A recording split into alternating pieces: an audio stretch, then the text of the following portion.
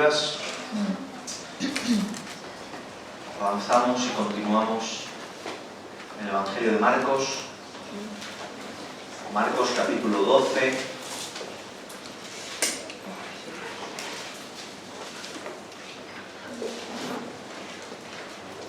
Y vamos a leer del verso 28 al 34.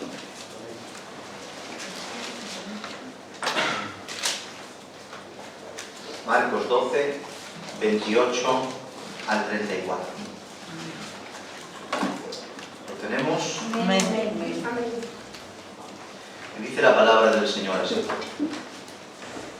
Acercándose uno de los escribas que los había oído disputar y sabía que les había respondido bien, le preguntó: ¿cuál es el primer mandamiento de todos? Jesús le respondió: el primer mandamiento de todos es: oye Israel, el Señor nuestro Dios, el Señor uno es. Y amarás al Señor tu Dios con todo tu corazón, y con toda tu alma, y con toda tu mente, y con todas tus fuerzas. Este es el principal mandamiento. Y el segundo es semejante: amarás a tu prójimo como a ti mismo. No hay otro mandamiento mayor que estos. Entonces el escriba le dijo: bien, maestro, verdad has dicho, que uno es Dios y no hay otro fuera de él, y el amarle con todo el corazón, con todo el entendimiento, con toda el alma y con todas las fuerzas, y amar al prójimo como a uno mismo, es más que todos los holocaustos y sacrificios. Jesús entonces, viendo que había respondido sabiamente, le dijo: no estás lejos del reino de Dios. Y ya ninguno osaba preguntarle. Amén. Como todas, hermosa porción de las Escrituras, y en especial cariño esta porción de las mismas que tanto nos ha ministrado durante tantos años a mi vida, a esta congregación, estas verdades tan inmensas. Pero bien, avanzamos. Espero que haya solicitud en los corazones para seguir hablando de la palabra del Señor. Recién hemos salido de los acontecimientos, de muchos acontecimientos protagonizados por diferentes comisiones, en cuanto a los detractores de Jesús, para intentar sacárselo de encima, para intentar acabar con su credibilidad y, si pudiera ser aún, para intentar acabar con su propia vida. Si recuerdan bien, pues entre las cosas más cercanas, porque esto está desde el principio del Evangelio, pero entre las cosas más cercanas, nos acordamos de aquellos que le preguntaban sobre la autoridad. Por otro lado, los fariseos juntamente con los herodianos, que vimos hace poco en cuanto a la cuestión del tributo, y seguidamente el grupo de los saduceos preguntándole acerca de la resurrección, mofándose tanto de Cristo como de la propia resurrección. Pues seguidamente de esto nos encontramos a Jesús teniendo que contestar una vez más a otra pregunta e intentar poner en orden otra cuestión, pero en esta ocasión en un contexto completamente diferente, como iremos viendo a lo largo de esta explicación. Mateo capítulo 12, verso 28. Acercándose uno de los escribas que los había oído disputar y sabía que les había respondido bien, les preguntó: ¿cuál es el primer mandamiento de todos? Podemos ver en esta ocasión que se le acerca a nuestro Señor Jesucristo es un escriba. Los escribas no era una secta, por así decir, aparte de los que ya conocemos, como bien saduceos, como bien pueden ser celotes, o como bien pueden ser los esenios que estaban en el desierto, del cual se dice que quizá Juan el Bautista era uno de ellos, sino que probablemente este se encuentre entre los grupos dentro de los fariseos. O sea, dentro del propio grupo fariseo, que eran aquellos que dominaban los resortes de la sinagoga y enseñaban al pueblo, se encontraban entre estos algunos escribas. Por tanto, es probable que esto sea así, aunque quizá hubiera un escriba que no estrictamente fuera del grupo de los fariseos, pero parece ser que esto quizás sea así, ya que en muchas ocasiones cuando nuestro Señor Jesucristo se dirige a los escribas, continuamente se dirige a los escribas y fariseos y a los fariseos escribas y los relaciona mucho entre sí. Por tanto, probablemente quizás sea esta la respuesta más apropiada. La palabra que encontramos para escriba, sofer, viene a significar aquel que cuenta, aquel que enumera. Por otro lado, también significa lo que la misma traducción al castellano sugiere, o sea, un escribiente. Por tanto, los escribas estaban encargados de todo lo relacionado con la escritura y con sus diferentes usos. Ellos se encargaban de copiar los manuscritos, lo cual era una labor de gran responsabilidad y de una complejidad brutal. No entiendan copiar como ustedes pueden coger un texto, un bolígrafo, un ordenador y copiar, o con el copy-paste del ordenador. Para nada tiene que ver con esto, tenía una complejidad brutal. Es esto a tal grado que, por decirles algo, ustedes saben que en los manuscritos antiguos no habían puntos ni comas, no habían separación entre capítulos y versículos, sino que era un texto completo lleno de letras, y las letras hebreas son bastante complejas, y las de aquella época, imagínense, con esa tinta, esas letras de fuego que le llamaban. Ellos tenían que contar en cada porción de su copia las letras tanto en horizontal como en vertical, y si una sola letra del papiro recién copiado estaba de más o de menos, no la rectificaban, sino que tiraban el papel y volvían a comenzar de nuevo. Así de increíble y de laboriosa era la labor, valga la redundancia, de estos escribas. No solo se encargaban de las copias de la ley, sino también de escribir con sumo cuidado estas porciones de las escrituras que se encontraban por ejemplo, las mesusás, en estas barras alargadas que ponían el pergamino dentro y están en las puertas en los dinteles de sus puertas, en los marcos de sus puertas, o en los tefilim, en esas cajitas que se pone el pueblo de Israel, tanto en su brazo como en su cabeza, se encargaban de esas copias y de esas escrituras. Por tanto, su tarea no era para nada común y corriente, ya que todos los elementos y las formas de la escritura estaban envueltas en gran santidad, en labor subyugada necesariamente a la solemnidad que eso requiere, porque no copiaban un documento de alguien, copiaban la palabra de Dios. Amén. Pero los escribas no solo se dedicaban a lo que su nomenclatura sugiere, sino que eran encargados de la lectura e interpretación y enseñanza de la ley. Si pueden tomar un ejemplo, en Esdras capítulo 7, verso 6, se le llama a este hombre, dice: este Esdras subió de Babilonia, era escriba diligente en la ley de Moisés que el Señor Dios de Israel le había dado. Por tanto, un escriba se encargaba no solo de la escritura, sino de la lectura y también de la enseñanza de la ley, ya que estaba capacitado para ello. Pues este escriba había estado atento a la disputa de los saduceos con Jesús en cuanto a la resurrección. Y al ver que Jesús le contestó según lo que él entendía que era correcto en cuanto a la resurrección de los muertos, tomó la voluntad de acercarse y preguntarle.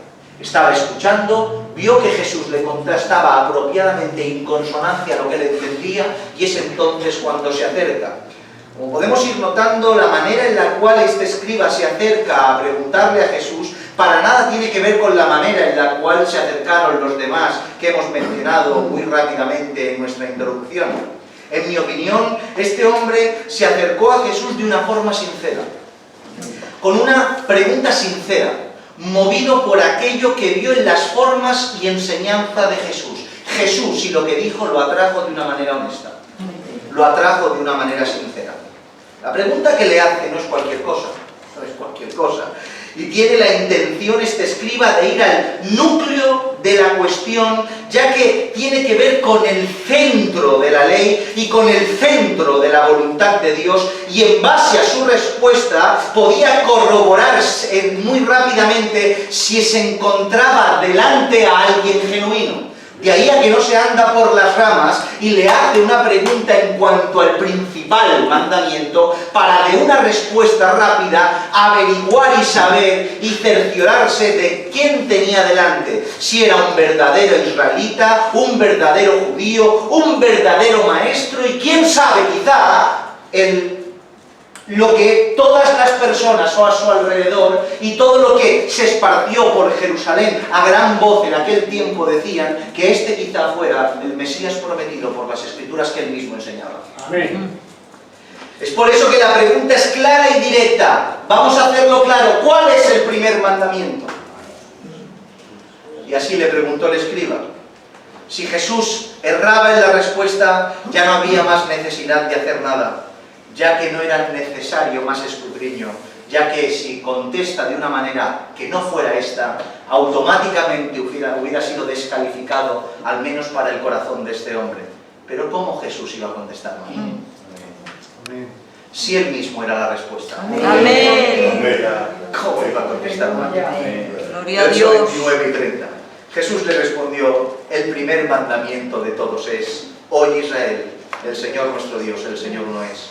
Llamarás al Señor tu Dios con todo tu corazón y con toda tu alma y con toda tu mente y con todas tus fuerzas. Este es el principal mandamiento.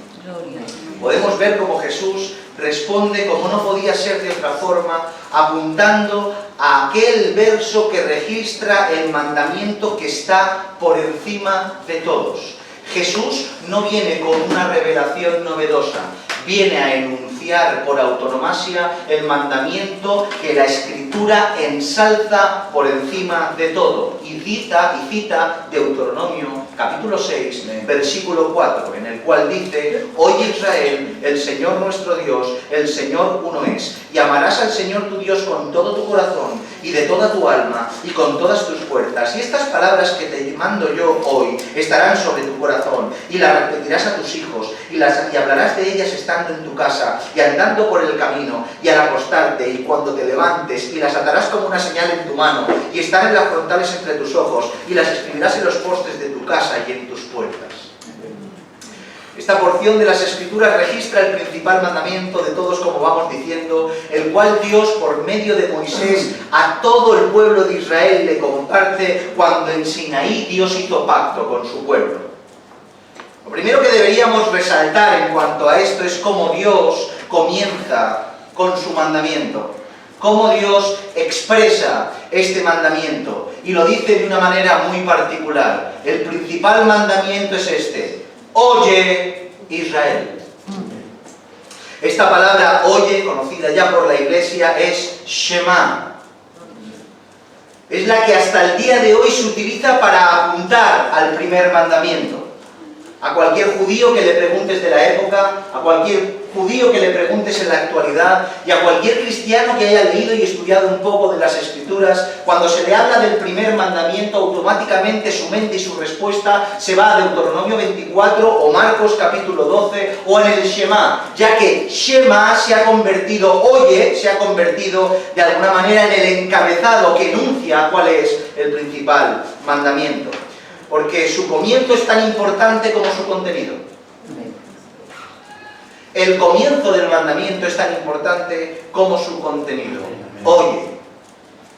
Shema significa no solo escuchar, sino oír inteligentemente, con atención y con obediencia. O sea, prestar tu oído con voluntad de obedecer. Amén. Eso es Shema.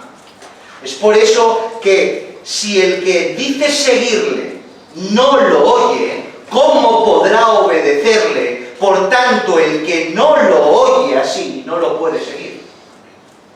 Si el que dice que sigue al Señor no presta su oído al Señor, no lo puede obedecer, porque desde la voz del Señor expresada en las Escrituras está el cómo tiene que obedecerlo. Por tanto, si digo sí al Señor con mis oídos tapados, le estoy diciendo sí de boca, pero no sí de corazón. Amén. Por tanto, la lección más hermosa que vemos, clara y tajante, es que el camino de la fe no pasa por los ojos, sino por los oídos. Amén. El cristiano no sigue al Señor por aquello que vio, sino por aquello que escuchó. Por eso dice la Escritura que la fe viene por el oír, porque ninguno de nosotros ha visto al crucificado, pero escuchó de él, y cuando escuchó de él, su imagen se hizo patente en nuestro corazón por medio de su Espíritu. Amén. No tuvimos necesidad de estar en el Calvario, se hizo carne y sangre en nuestra alma cuando alguien vino a predicarnos el Evangelio. Amén. Por el oído tenemos fe. Por el oído es que caminamos y no por la vista. La vista nos hace modular nuestra manera de vivir de una manera que no agrada a Dios. En cambio, el oído a las promesas y mandamientos nos hacen vivir con calma y quietud en medio de la tormenta, como Jesús cuando se durmió en la barca. Eso es poner oído y no poner ojo. El ojo te engaña, pero el oído en las cosas santas te guía por buen camino.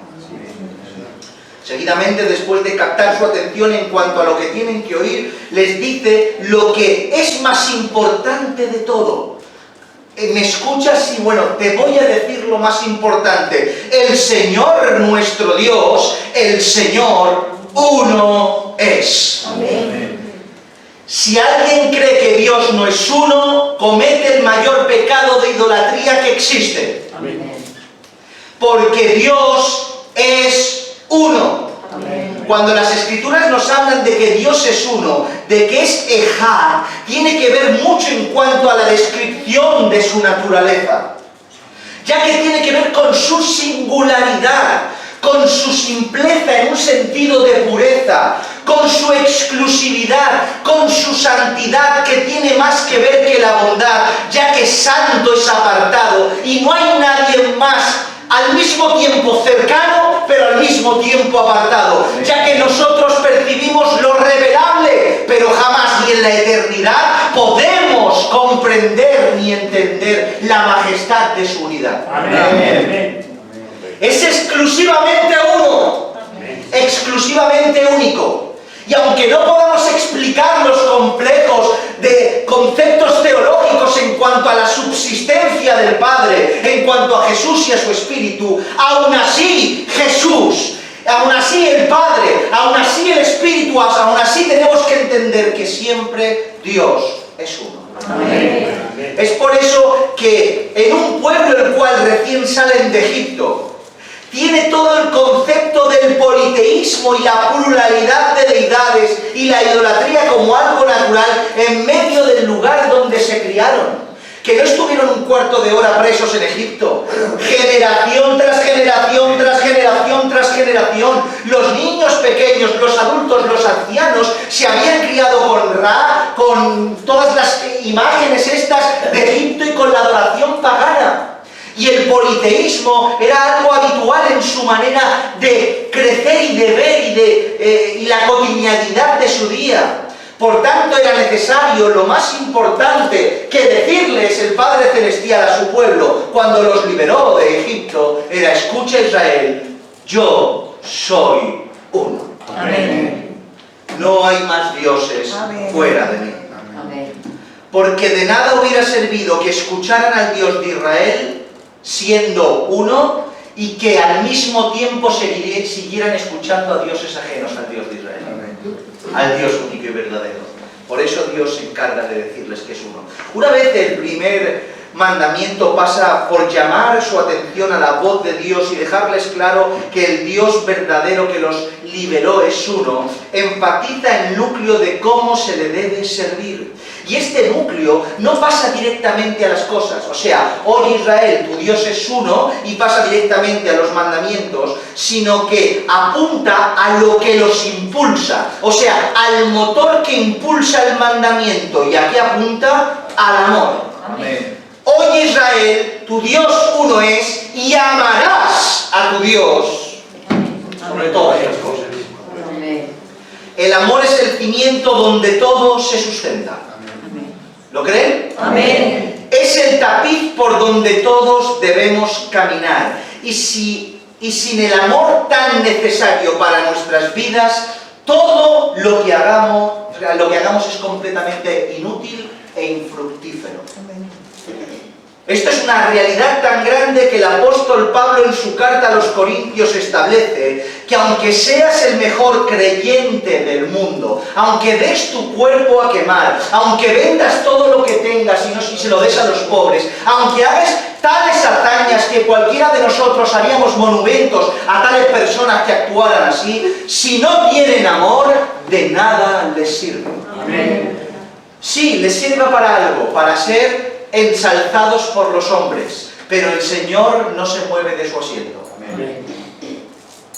Porque sus obras están impulsadas por algo que no es adecuado, no están impulsadas por el amor, porque el amor tiene que ser el motor de todas nuestras acciones para con Dios.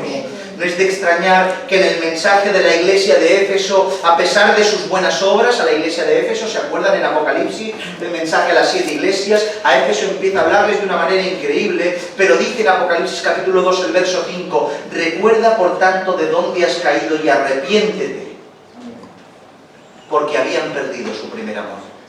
Hacían un montón de cosas bien, pero su enfoque, su motor, su impulso se había desviado. ¿Y qué dice la Escritura? El mensaje al ángel que le transmita a la iglesia: mira de dónde has caído, porque para Dios abandonar el motor de tus acciones es caer. Aunque tú obedezcas, si no obedeces con unas motivaciones apropiadas, estás caído. Porque lo externo es el reflejo de lo que ocurre internamente. Y es así como Dios suma lo que tienes dentro más lo que se manifiesta por fuera. No se puede quitar una de las partes.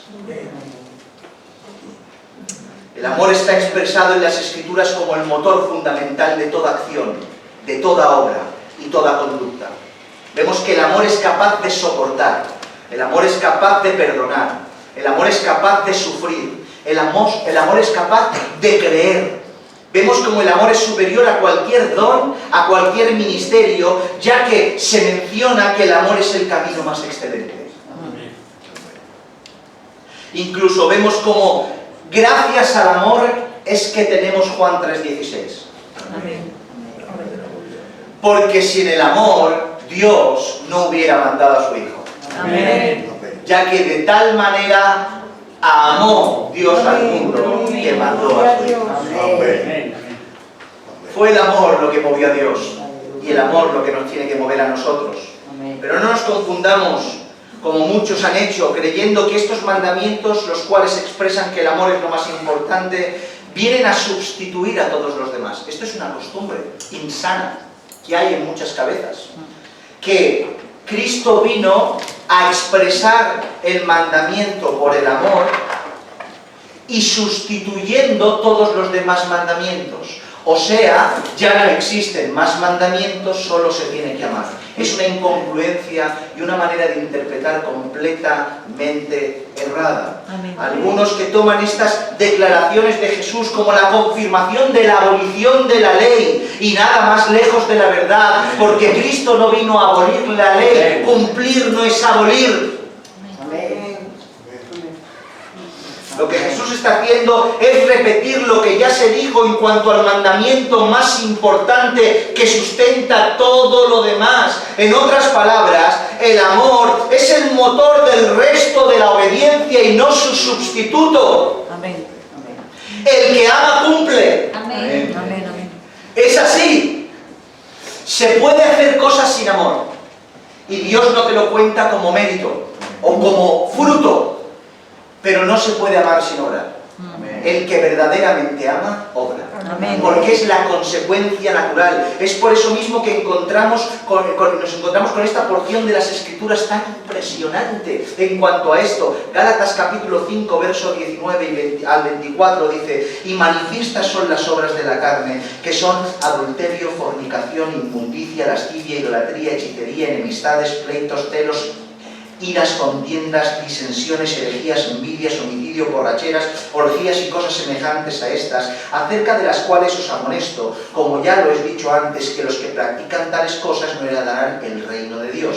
Mas el fruto del Espíritu es amor, gozo, paz, paciencia, benignidad, bondad, fe, mansedumbre, templanza. Contra tales cosas no hay ley, pero los que son de Cristo han crucificado la carne con sus pasiones y deseos.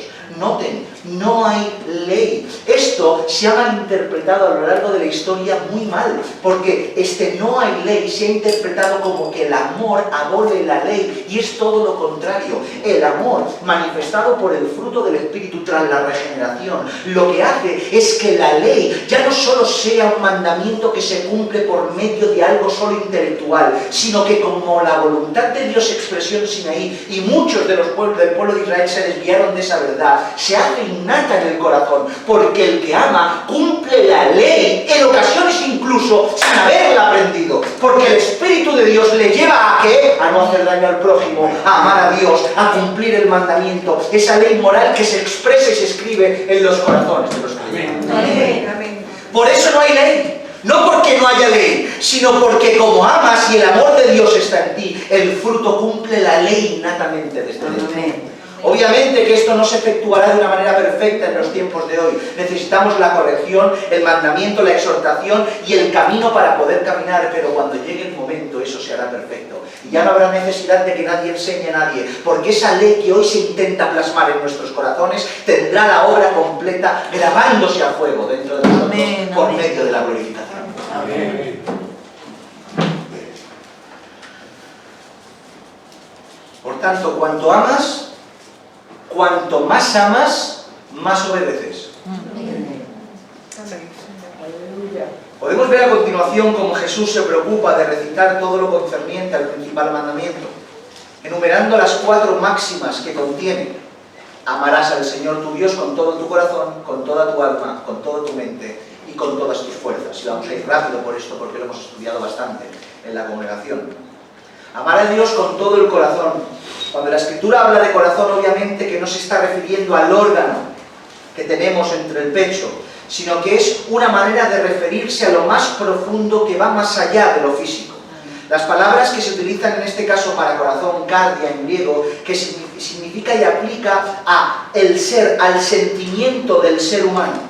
Muchos podrían decir que los sentimientos son inapropiados, y sobre todo en estos tiempos que corren con tanto protocolo y tanto descansar en la forma y en la tradición, porque hay 2 tiempos paralelos extraños. Uno, este desinhibido pentecostalismo que hace de los cultos un circo, y por otro lado este movimiento que no te puedes mover ni 1 milímetro de la silla, que parece que te quitan la vida del cuerpo.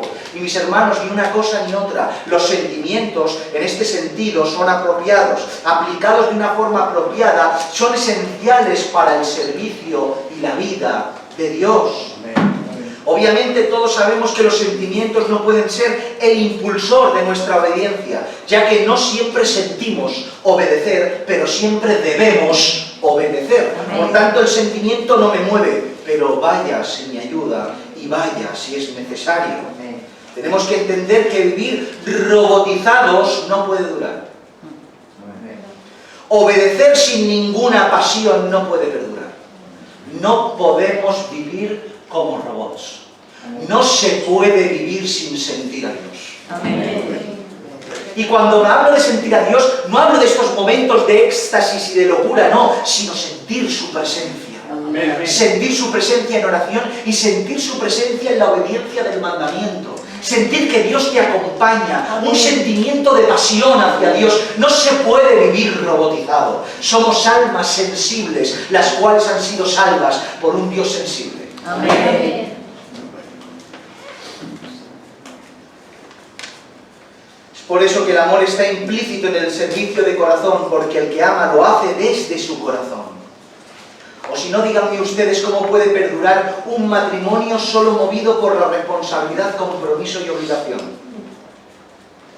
Sí, se hace todo, se trabaja, se cuida, se hace, se respeta, hay responsabilidad, obligación y compromiso, cosas fundamentales. Pero imagínense que no hay pasión, que no hay amor, que todo se hace con la cara seria. Se hace todo, pero con la cara seria. Sin ningún tipo de deseo, de amor, de afecto, que va, no perdura. Por muchas cosas que se hagan correctamente, no puede perdurar, porque la pasión, el amor, el sentimiento que sale del pecho tiene que existir para que las relaciones perduren. Por tanto, amar a Dios con el corazón es amarlo con todos nuestros sentimientos también. Amén. Tenemos que amar a Dios con toda nuestra alma. Cuando nos referimos al alma de una persona, nos referimos a las personas en sí mismo. Obviamente nosotros no solo somos un alma, un espíritu, sino que Dios, nuestro yo, se compone de nuestro cuerpo, de nuestra alma y del espíritu que le da vida. Por tanto, nosotros somos nosotros mismos por el alma que tenemos dentro, que nos define. Por eso dice que el alma que pecare ciertamente morirá. Tu alma eres tú. Tú eres tu alma. La palabra que se utiliza para alma viene a significar vitalidad, tu ánimo, tu vida. Por tanto, amar a Dios con tu alma es amar a Dios con tu vida, amar a Dios con todo lo que tú eres. Decir en una conversación apasionada, o en un culto de presencia, o en una alabanza que nos emocione, amo a Dios con toda el alma, es fácil. Pero ponerlo por obra es harina de otro costal. Decirlo cantando, decirlo conversando, decirlo orando es muy fácil, pero aplicarlo es muy complicado, ya que amar a Dios con todo el alma implica imponer tu vida a la suya. O sea, anteponer tu vida, que la quitas de en medio, impones su vida en ti. Implica renunciar a tus sueños por los suyos. Implica exactamente lo que Pablo expresa en sus cartas. En Gálatas capítulo 2, versículo 20 dice: con Cristo estoy juntamente crucificado, y ya no vivo yo, mas Cristo vive en mí, y lo que ahora vivo en la carne, lo vivo en la fe del Hijo de Dios, el cual me amó y se entregó a sí mismo. Amén.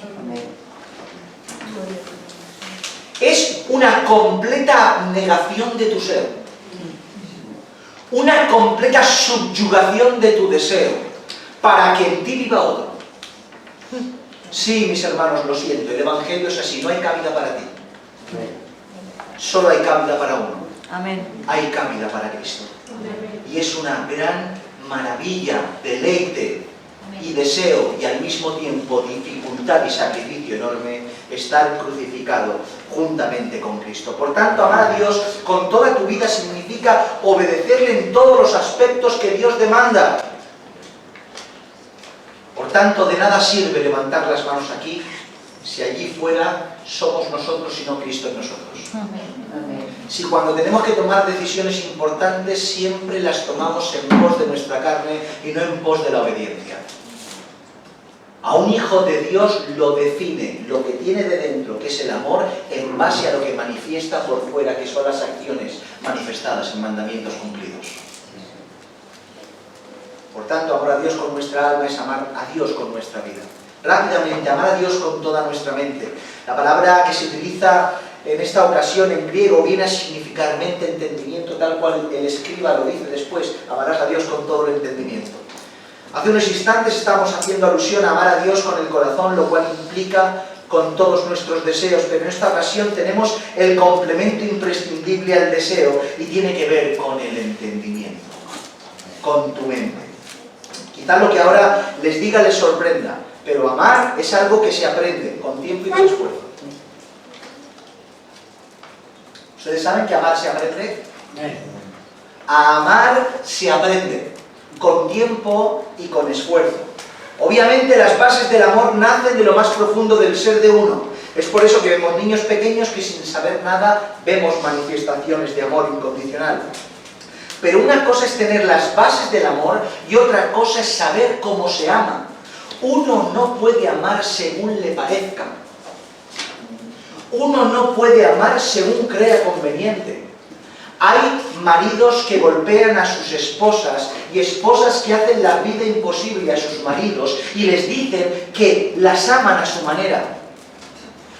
Incluso los de fuera en ocasiones para arreglar el tema, bueno, la quiere, a su forma la quiere. A su forma la quiere. Pero si le ha pegado una paliza, ¿cómo puede quererla a su forma? Pero si no trabaja y no mantiene a su familia, ¿cómo puede ser eso? Es imposible, porque amar a Dios con el entendimiento tiene que ver con saber aquello que Él quiere que haga para amarle conforme a su voluntad. Y este ejemplo es perfecto. De la misma manera que yo no puedo amar a mi esposa según a mí me convenga, sino amarla según los parámetros de relación de marital que tenemos, de respeto, de todas las obligaciones, compromisos que hay, de la misma manera Dios nos exige a nosotros a la hora de amarle. Yo no puedo amar a Dios según el deseo de mi concupiscencia, o inventarme los mandamientos, o la manera de festejar, o la manera de celebrar, la manera de hacer, la manera de actuar, la manera de trabajar. Yo amo a Dios a mi manera, yo a mi manera amo a Dios, no necesito más nada. Eso es falso. La manera para amar a Dios está expresado aquí. Amén. Solo aquí está la manera de poder amar a Dios. Por tanto, aquel que quita la Biblia de la ecuación, es imposible que lo ame. al menos como Él quiere que lo ames. Dirás que lo amas. Quizá el Señor haya hecho en ti y tengas las capacidades suficientes, pero siempre vivirás dando palos de ciego y no acertarás una. Harás cosas que creas que le agradan y le desagradan. Por tanto, si tenemos un Dios que nos ha salvado y ha puesto su amor en nosotros para poder amarle, y decimos que queremos amarle de verdad, ¿por qué no acudimos a su voluntad para amarle como Él quiere que le amemos? ¿Por qué no cada día acudo a las Escrituras para saber qué es lo que quiere de mí, para amarle como Él quiere que le ame? ¿Tú quieres que Dios se sienta amado por ti? Ámale con el entendimiento. Averigua de su palabra de la mejor manera que puedes hacerlo y hazlo en el nombre del Señor. Por último, amar a Dios con todas nuestras fuerzas. En esta ocasión la palabra griega que se utiliza para fuerzas es la palabra que viene y tiene relación con poder, con potencia, con empeño. En resumidas cuentas nos está diciendo que tenemos que amarle con todos los recursos, tanto físicos, espirituales, materiales que tenemos, y esa es la manera apropiada de amarle con nuestras fuerzas. Por tanto, si por un lado tenemos que servirle con todo nuestro poder físico, esto implica dos cosas muy importantes. La primera es que tenemos que cuidar el templo. Si yo tengo que amarle con mi poder físico, con mi salud y mi fuerza, por ende tengo que cuidar el templo. Por eso el mandamiento sobre el cuerpo. Tengo que cuidar esta casa, porque tengo la responsabilidad de estar sano para poder servirle con todas mis fuerzas. Para poder amarle con todas mis fuerzas, por tanto tengo que cuidarme. Aquí no estamos hablando de esta época que se le hace culto al cuerpo, eso es pecado, pero sí cuidarte de una manera saludable para poder tener fuerza y vitalidad para servir al Señor con todas tus fuerzas. Amén. Pero también hay una segunda cosa, que es que en ocasiones, por mucho que uno haga, las fuerzas se te van del cuerpo, porque la enfermedad llega. Pero amarle a Dios con todas nuestras fuerzas también significa amarle a Dios a pesar de nuestras debilidades. Amén. Uno ama a Dios con sus fuerzas a pesar de estar débil. Porque lo importante de este mandamiento es que aunque esté débil y enfermo, lo amaré. Y mi debilidad será mi fuerza. Amén. Y lo amaré en medio de mis debilidades. En una cama de hospital lo amaré con mi fuerza. Amén. Porque adoraré al Señor aunque no pueda hacer otra cosa. Y predicaré su evangelio y seré testimonio aunque no pueda hacer otra cosa. Amar a Dios en nuestras debilidades es amarlo con nuestras fuerzas. Por otro lado, servirle con nuestras fuerzas también implica poder, o sea, hace alusión directa a todas estas capacidades espirituales que Dios nos ha regalado. En cierta ocasión escuché a un predicador decir lo siguiente que se me quedó grabado en mi mente hace muchísimos años. Me dijo: los dones son para la casa. Esto me lo dijo en alusión a una conversación que teníamos en cuanto a un hombre que cantaba para Dios y de repente salió de la iglesia y empezó a cantar para el mundo, para enriquecer su bolsillo. Y este hombre me decía que el don es para la casa y solo en la casa adquiere sentido. Porque los dones espirituales, las capacidades espirituales que Dios nos da, tienen que estar puestas a su servicio. Hay dones espirituales, dones sobrenaturales y dones, mis hermanos, como tener la capacidad de arreglar esa puerta. Y todos esos son cualidades que Dios ha depositado en ti, que no son para ti. Obviamente te vas a beneficiar, pero son para Dios y para el servicio en su iglesia. Amén. Por tanto, servir a Dios con todas nuestras fuerzas es poner todas nuestras capacidades que vienen del cielo al su servicio en medio de la iglesia. Amén. ¿Están conmigo? Amén. Son cosas súper importantes, sé que las hemos hablado 1000 veces y muy detenidamente, pero siempre es bueno refrescar todo esto.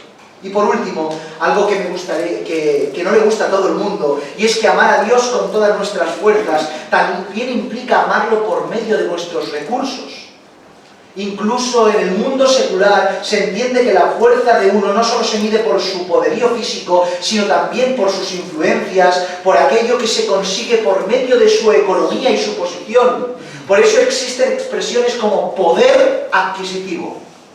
Poder se relaciona a aquello que uno tiene con el poder que uno tiene. Pues en Dios no podemos servirle con todo, exceptuando nuestras fuerzas en ese sentido, nuestra economía y nuestros bienes.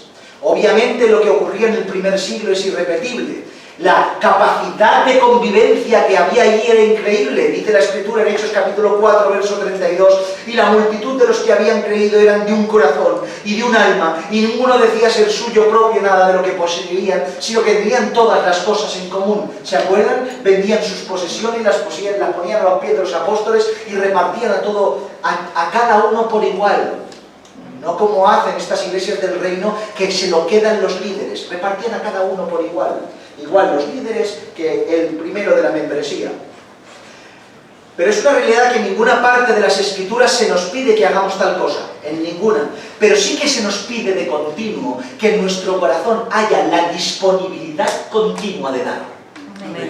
La disponibilidad continua de ofrendar, la disponibilidad continua de cuidar del hermano que tenemos al lado, de dar con nuestras fuerzas y no cerrar nuestro puño para que la obra de Dios se extienda, no para enriquecer a unos o a otros, sino para la gloria de su nombre. Amén.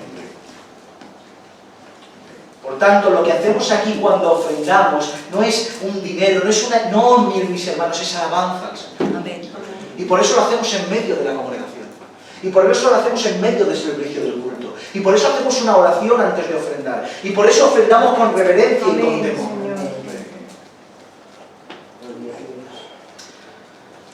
Así pues Jesús, vamos rápido ya, así pues Jesús no omitió ninguna de las máximas en cuanto al primer y más importante mandamiento. Amarás a Dios con todo tu corazón, con toda tu mente, con toda tu alma y con todas sus fuerzas. Pero no se quedó ahí nuestro Señor.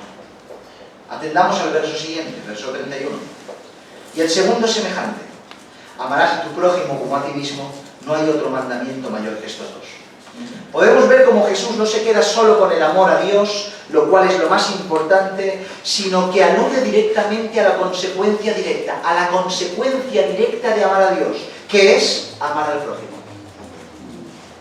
¿Decimos amén? Amén. Amar al prójimo. Esto lo hace saltando de Deuteronomio 6 a Levítico 19, en el cual encontramos una serie de versos que tienen que ver con el favor hacia el prójimo, y que en su verso 19 encontramos lo siguiente. En el capítulo 19, verso 18, encontramos lo siguiente: amarás a tu prójimo como a ti mismo, yo Dios, dice el texto.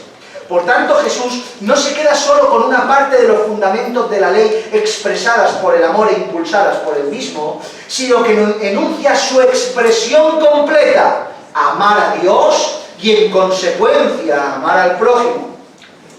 Como ya dijimos, estos mandamientos no son los sustitutos de la ley, sino que expresan su fundamento y son la base donde todo se sustenta. Por tanto, amar a Dios y al prójimo es donde se sustentan todos los demás mandamientos. En otra ocasión también escuché a un predicador decir en cuanto a las tablas de la ley, lo cual expresa la ley moral para el pueblo de Israel, dice que en una tabla, dicen los que entienden, que en una de las tablas estaban registrados todos los mandamientos correspondientes a la responsabilidad hacia Dios, y en otra tabla todos los mandamientos correspondientes a la responsabilidad del hombre. Y de alguna manera Dios, y después en la boca de Jesús, se exprimió una tabla, y de todos esos 5 mandamientos o 4, como se dividan las tablas, salió el amar a Dios, y de todo el jugo de la otra tabla salió el amar al prójimo. Es un resumen perfecto de lo que es el amor perfecto. Amén. Amarás a Dios y amarás a tu prójimo.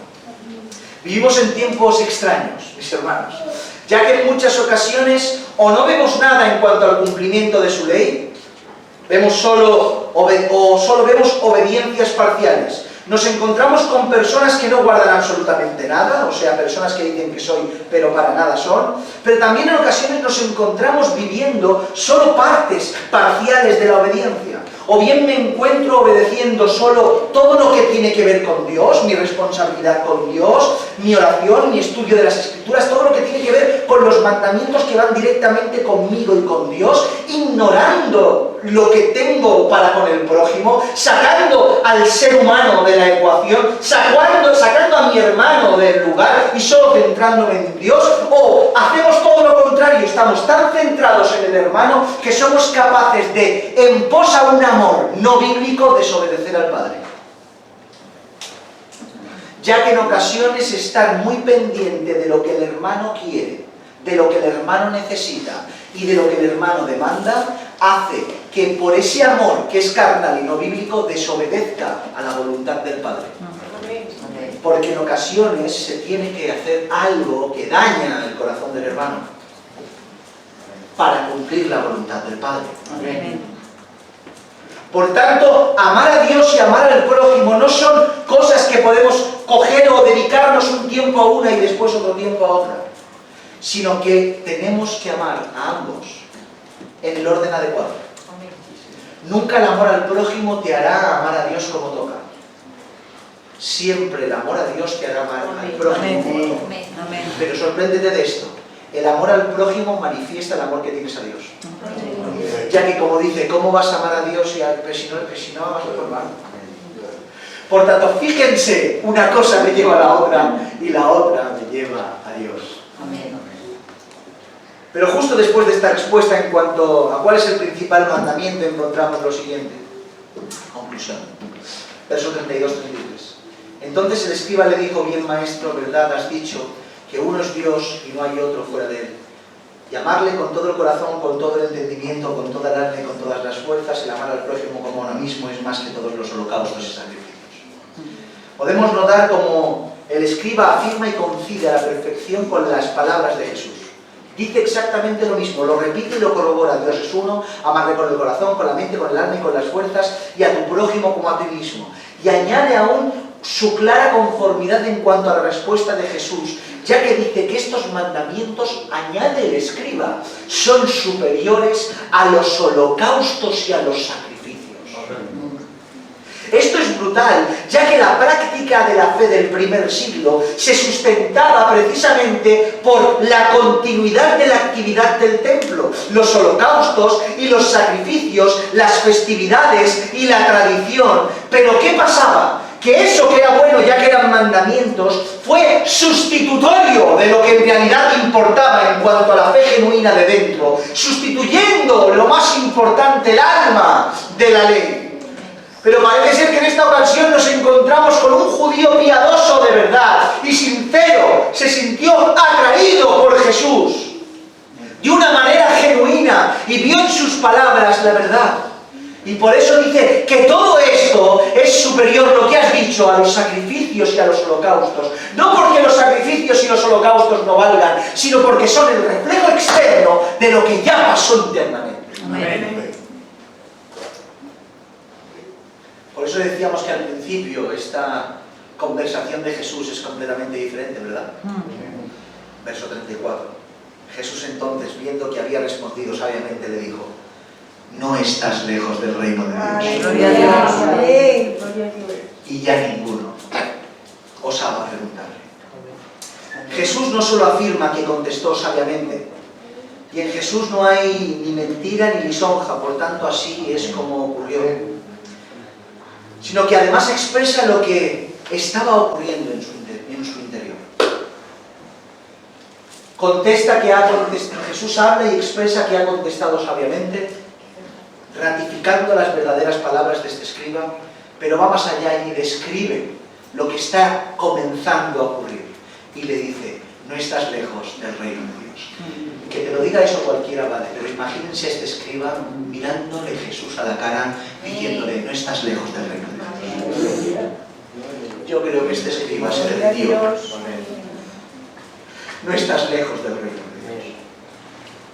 Podríamos decir que Jesús hacía alusión a estar cerca del reino de Dios, teniendo que ver con estar cerca del reino de Dios que enseña por medio de la afirmación de estos mandamientos. O sea, en base a lo que has dicho de estos mandamientos, te acercan a la ley, a la esencia del reino de Dios, que claro que sí. También podríamos entenderlo que este judío escriba había entendido el propósito de la ley en cuanto a todas estas cosas, y por eso estás cerca del reino de Dios, te estás acercando a esa voluntad. Pero quiero creer que Jesús se estaba refiriendo a algo en particular, y te lo digo rápidamente. En cierta ocasión dijo en Mateo capítulo 4 verso 17: desde entonces comenzó Jesús a predicar y a decir: arrepentíos, porque el reino de Dios se ha acercado.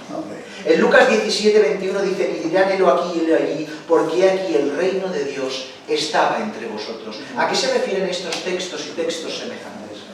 Se lo digo rápidamente: el reino de Dios se acercó, porque Cristo de Dios se acercó. Amén. El Verbo de Dios se hizo carne, habitó entre nosotros y con Él trajo el reino. Aleluya. Él mismo trajo el reino. Por tanto, esta afirmación tan concisa solo fue posible tras el advenimiento de Jesús. Así yo quiero creer y entender que cuando Cristo le dijo, no estás lejos del reino de Dios, le estaba diciendo en otras palabras, no estás lejos de mí. Amén. Amén. Amén.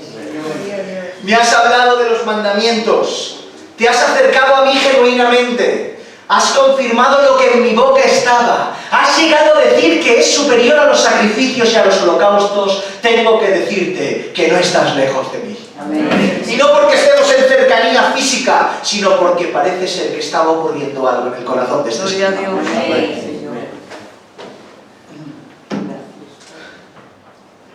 Conclusión, mis hermanos. Podemos ver el gran contraste de aquellos que se acercan a Jesús por conveniencias y con malas intenciones, y aquellos que se acercan a Jesús incluso dudando, pero con una intención apropiada. Porque este hombre fue a poner a prueba genuinamente quién era Cristo, quién era Jesús de Nazaret, el hijo de José y María, el carpintero de Galilea. ¿Quién es este? Y se acercó preguntándole genuinamente, pero como había pureza en su corazón, el Espíritu obró adecuadamente. Amén. Mientras que unos con sus lisonjas y sus trampas se envenenaron más por su maldad, este hombre que vino con incógnitas en su corazón, porque es normal que hayan incógnitas, su corazón sincero hacia Dios fue acepto delante de su Mesías. Espero que en esta tarde, mis hermanos, no sé, a mí me ha hecho mucha ilusión volver a recordar todas estas cosas. Amén. Gloria a Dios. Ya que lo hemos predicado muchísimo, lo voy a escribir detenidamente y al detalle. Recordar cómo tenemos que amar. Recordar cuáles son los principales mandamientos.